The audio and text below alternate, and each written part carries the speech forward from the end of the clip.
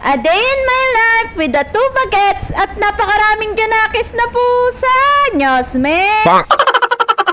Tuwing uuwi nga ako ng bahay, lagi na nga akong inaabangan itong mga Junakis kong pusa. At nagbihis na nga agad ako at dumiretso na nga rin ako dito sa lababo para nga magluto. Ang mister ko nga ang madalas magluto dito sa bahay dahil wala talaga akong katalant-talent sa pagluluto. Kapag ako nga ang pinagluto mo ay lutong pachamba yan.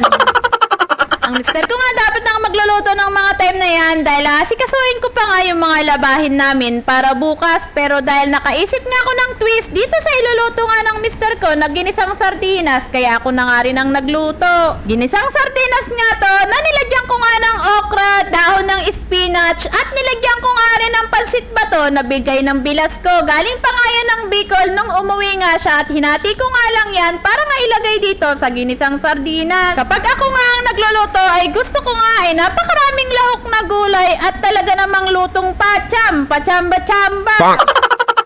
Nagprito na nga rin ako ng talong kasabay na nga rin dito sa niluluto kong gulay. Kapag ang mister ko nga ang nagluluto ay hindi mo ngayon mapaglalagay ng napakaraming gulay. Kaya ako na nga rin ang nagpresentang magluto dahil gusto ko ang lagyan ito ng maraming gulay at gusto ko nga rin lagyan ng pansit bato dahil napakalasa naman ng pansit bato at napakasarap ng ilahok dito sa ginisang sardinas.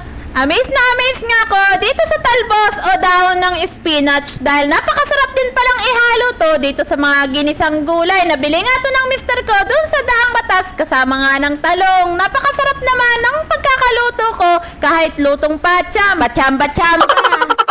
Pagkatapos ko nga magluto, ay nasikaso ko na nga rin itong mga labahin namin. Bali yung mga bagets ko nga ang maglalaban ito bukas. Ang ginagawa ko nga lang ay pinaghihiwalay ko nga lang yung mga damit at yung mga short at nilagay ko na nga rin yung mga underwear namin para hindi na kailangang i-washing pa. At dinadalawa ko na mga puti dahil hindi naman ubra na washing nga lang yung mga puti. Kaya dinadalawa ko na nga ito kinabukasan na iwa-washing na nga lang din nila at aanlawan. Hindi naman matututo yung mak natin kapag hindi nga natin uutusan at tuturuan. Sa katulad kong magulang na parehas na naghahanap buhay, kailangan talaga natin yung mga tulong na mga bagets natin. Kahit dito man lang sa mga gawain bahay ay matulungan nila tayo. Lalo na at malalaki na rin sila at kayang-kaya na rin nila itong mga responsibilidad na to. Simpleng mga gawaing bahay na kayang-kaya nilang gawin ay malaking may tutulong na para sa mga naghahanap buhay na magulang. Naalala ko lang nung bata pa ako, talaga namang patak ako sa mga gawaing bahay sa pag-aalaga ng mga kapatid ko at sa mga gawaing bukid. Tuwing bakasyon nga, hindi talaga kami napapapirmi sa bahay. Araw-araw nga kami nagpapaupa sa bukid.